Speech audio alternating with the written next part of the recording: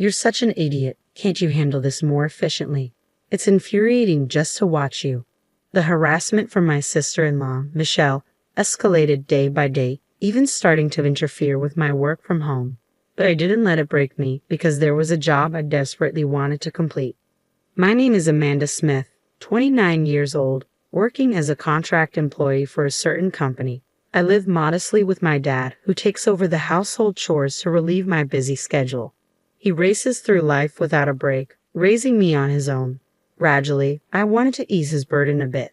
When I was still in elementary school, my dad placed his large hand on my head and said, "You don't have to try so hard with the housework. Use your time as you like. That makes me happier." Dad was always kind and generous, no matter how tired he was. Secretly, I wished for his happiness. I hoped Dad would find great happiness someday. This small wish came true a few years ago when Dad's new wife, Barbara, entered our lives. Barbara, with her daughter Michelle, moved into the house where Dad and I lived. Barbara was honest and kind-hearted, a wonderful woman. In contrast, her daughter Michelle was prideful and cunning.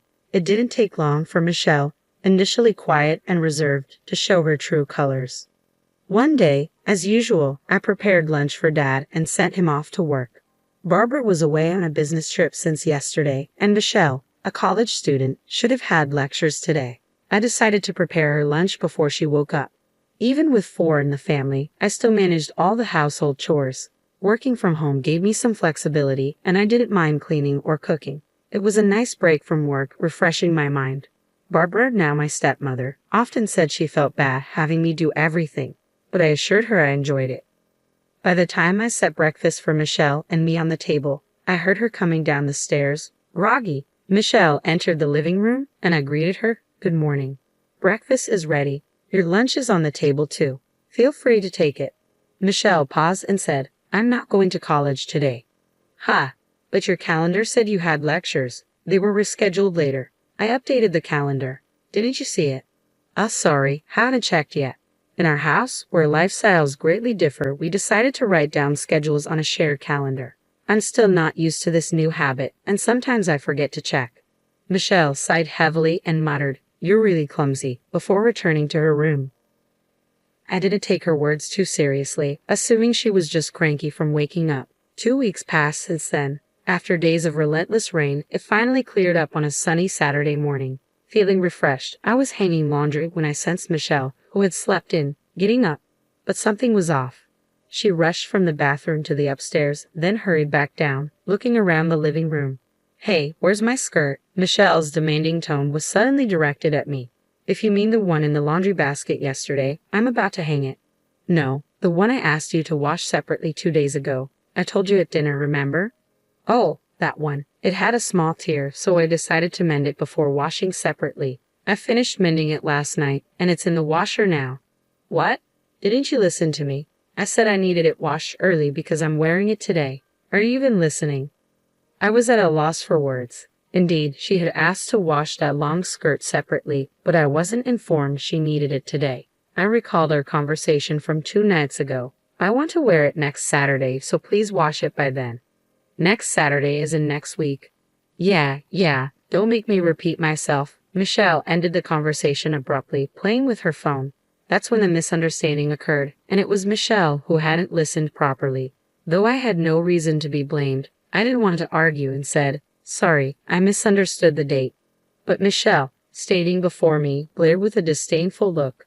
"Think an apology solves everything. This is why I hate dumb people. Having a high school graduate sister is just unbearable. Can't even manage household stuff properly." Michelle attends an elite university known nationwide. Our worlds are different, yet I had hoped we'd get along now that we're family. "Just to be clear, I never thought of you as family from the start," Michelle said mockingly with a disturbing smile. Seeing that expression, I realized our differences might be harder to bridge than I thought. Since that day, I felt an eerie chill. Michelle's disdain towards me became more apparent in her actions. When I worked from home, loud music blared from Michelle's room, not just disrupting my work but loud enough to be a nuisance to the neighbors. "Could you lower the volume a bit? The neighbors might complain," I asked timidly. "What? Don't boss me around. I'm annoyed by the typing sounds from your room," she retorted, slamming the door in my face. On another occasion, Michelle brought friends home and loudly declared, "Isn't it embarrassing having the high school graduate sister who can't even get a decent job? I wish she'd move out soon." One of her friends, leaving jokingly, said to my door, "Sorry for disturbing. Michelle feels sorry for you, so please move out soon, okay?" Her friends laughed as they passed my room. These harassments always happened when our parents were away. In front of Dad and Barbara, Michelle played the role of a good sister, eerily amicable towards me. Before long, Michelle graduated from university and secured a job at a major corporation. Within a year, she got engaged to her company's superior. By then, I had moved out to live alone, freeing myself from daily harassments and gradually regaining a peaceful life. One day, an invitation to Michelle's wedding arrived. The ceremony was to be held overseas. Sighing, I placed the invitation on a nearby table. About 3 months later, I boarded a plane from Los Angeles International Airport to France. Since moving out, I had become distant from my family. I was worried about Dad, but Barbara was with him.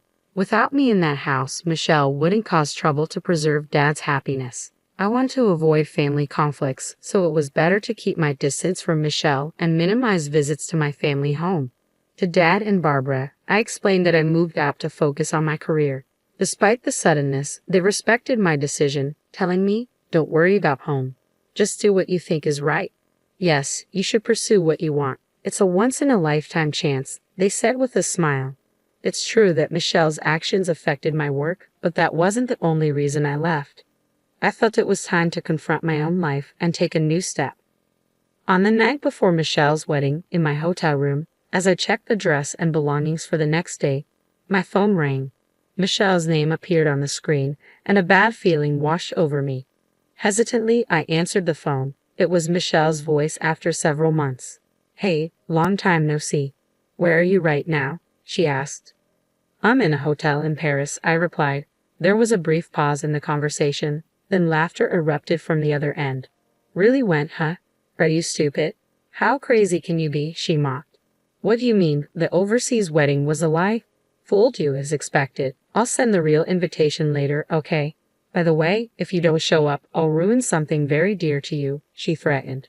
The call ended there, and I sat weakly on the bed. Michelle had played a cruel trick on me, and she might be planning another scheme. Additionally, Michelle said, moreover, she threatened to ruin what's most important to me if I didn't attend. Such an act could harm not just me but Dad and Barbara as well. Michelle could easily do something like that. The peace I had regained seemed to crumble in my mind. As long as Michelle and I are family, the situation will continue. I have no choice but to meekly follow Michelle's actions always. Then my thoughts abruptly stopped. Why did I leave home? Wasn't it to fully pursue what I wanted? I haven't achieved anything yet. Instead of feeling weak, I should work to change the situation. Even someone like me can find a way to stand up to Michelle. I rose from the bed and reached for the curtains by the window. Outside, the Parisian night unfolded. Life is strange sometimes. When wandering in the dark, the path forward is illuminated and becomes clear. This was one of those moments. I closed the curtains, turned off the light, and slid into bed. The earlier anxiety had vanished, replaced by a soothing drowsiness. I closed my eyes slowly. Eventually, I spent about a week in France, taking the opportunity to enjoy sightseeing before returning home recharged. I returned to the US and threw myself into work, forgetting to eat and sleep. I spent days glued to my computer, my mind running at full speed, devouring documents and typing furiously.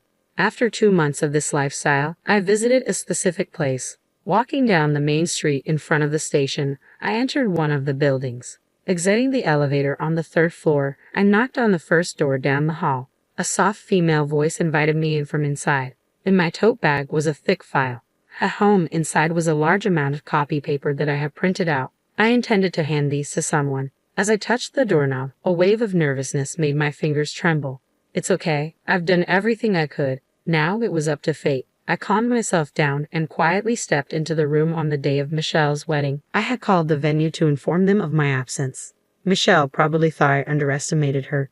That high school graduate fool. Prideful Michelle, always needing to feel superior. But now, I understood Michelle lacked something vital, something I possessed, but she did not. A knock on the dressing room door and a man peeked in. "Excuse me, it's almost time. Are you ready?" "Yes, I'm ready. I'll be right out," I replied, I picked up a Western book from beside me and left the room. At the same time, Michelle's wedding reception was underway. Stephen, her husband, was the son of a corporate president. Among the guests were some notable figures, and Michelle was inwardly proud. While everyone enjoyed the grand food and friends' performances, a man discreetly approached Stephen. After whispering something, Stephen said to Michelle, "Amanda isn't coming today. She appeared on TV. Did you know?" Michelle was taken aback, clueless. Looking towards the guests, she noticed some commotion among Stephen's invitees. It was also streamed online. Seems to be quite a topic. A colleague from Michelle's company nearby was heard speaking on her phone. "I've read this book too, just released last month, and already going for a reprint. It's a foreign sci-fi novel. The author passed away long ago, but it turns out it's written by a globally renowned scientist," someone started saying. Online, another colleague at the same table mentioned, "That's the one that's been trending on social media recently, right? It's got futuristic predictive scenes, and a friend told me it's interesting." A translator named Amanda Smith. "She was on a show today." Now, Amanda Smith, isn't that Michelle's sister-in-law's name?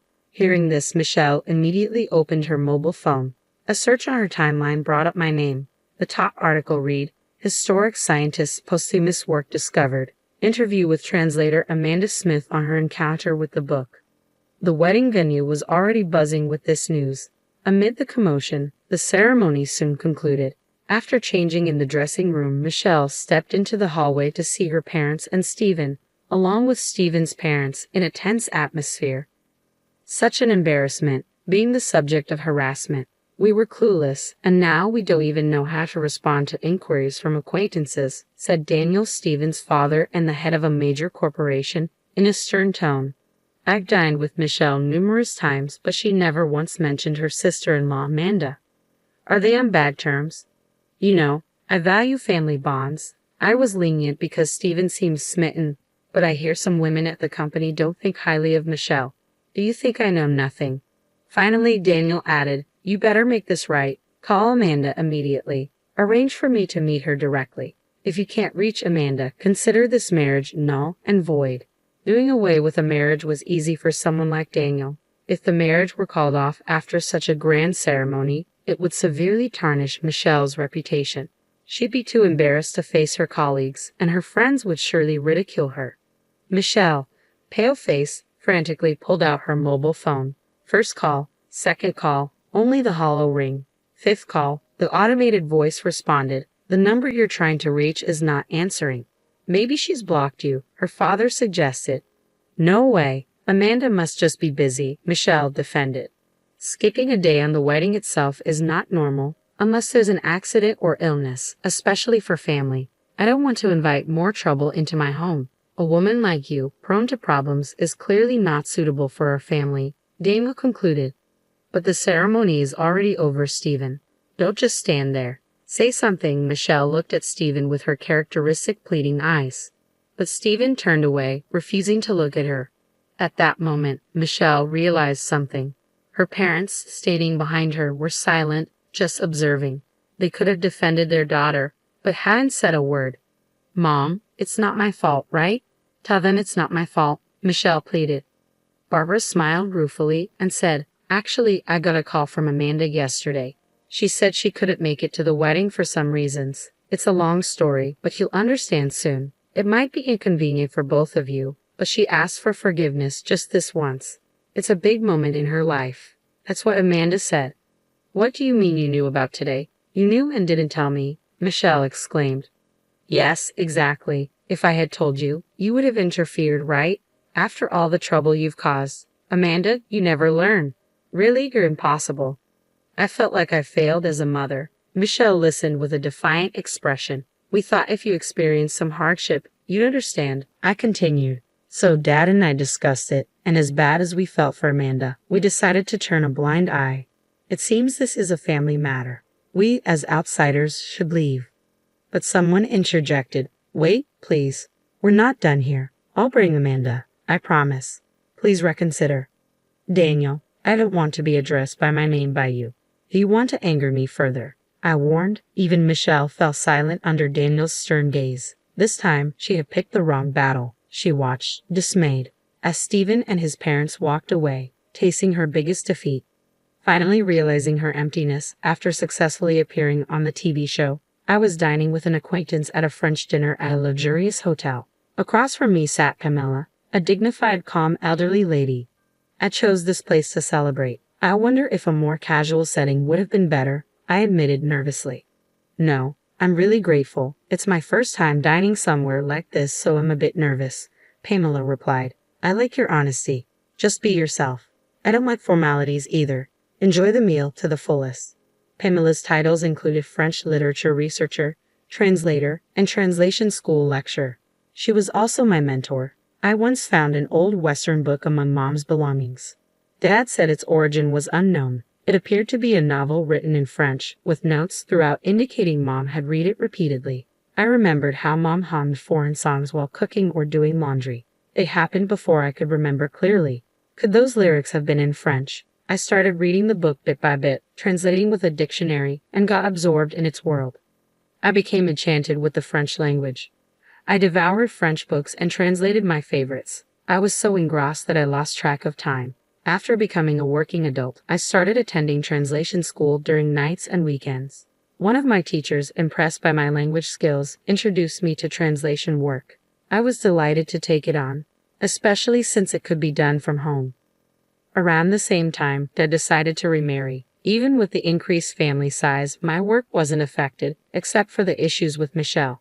I was surprised when you handed me a thick manuscript. Your translation skills were professional level, and the novel had a unique worldview. I had been translating for years, but I was never quite satisfied with my work. It took a long time, but completing it helped me grow mentally. Yes, translation is a battle with oneself. Each completed work feels like shedding a skin. It's fascinating, I agreed. Pamela smiled warmly upon hearing my words. It's a blessing to have something you want to pursue passionately in life. When I returned home after a long time, Barbara greeted me. Dad was still busy with work, coming home late as usual. I heard footsteps coming down from upstairs. Ah, finally awake, Michelle. You have a part-time job today. After the wedding cancellation and leaving her job, Michelle seemed to have been staying home. Barbara had told her, "How long will you sulk? Do you want to live miserably like this forever? If you don't want to start over, you better leave this house." Worried about being kicked out, Michelle reluctantly started looking for part-time work and settled on a grocery store clerk position. As Michelle passed by the living room, she glanced at me awkwardly and hurried out the door. "Amanda, you're going overseas for work, right? You said something about a potential contract with a new author," Barbara said. "Yes, it looks like it's going to be finalized, but they want to meet in person," I replied. "That's great. I'm relieved to hear your translation work is going well. Take care, and I'm looking forward to the souvenirs." Barbara's innocent smile made me smile too. Continuing to do what I love is enough for me. I thought it was that simple. My ability to become a translator was because I maintained a pure heart. It's a gift from Mom in heaven, a talent to enjoy life to the fullest. On my way back from my parents' house, I passed by a dogwood tree. Stopping to look, I saw many buds waiting to bloom. Surely, I'm just getting started too. Bloom one flower at a time. I'll continue on my path as the gentle spring breeze blew. I started walking again.